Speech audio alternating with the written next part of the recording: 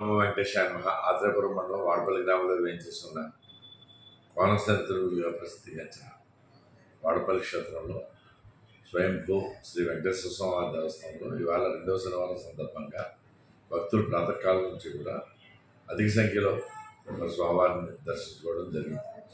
మరి వీరందరికీ కూడా పటిష్టమైన క్యూ లైన్ ద్వారా దర్శనం ఏర్పాటు చేయడం జరిగింది.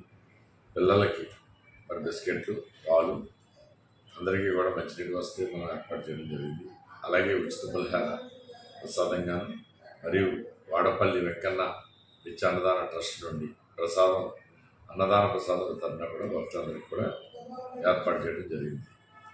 సుమారుగా ఈరోజు చాలా అధిక సంఖ్యలో జనాలు రావడం వల్ల సుమారుగా 70 లక్షలు పైబడి ఆదాయం సమకూరింది. ఇది ఇప్పటి వరకు ఉన్న ఆలయ చరిత్రలో ఇది ఒక రికార్డుగా నిలిచిపోయింది.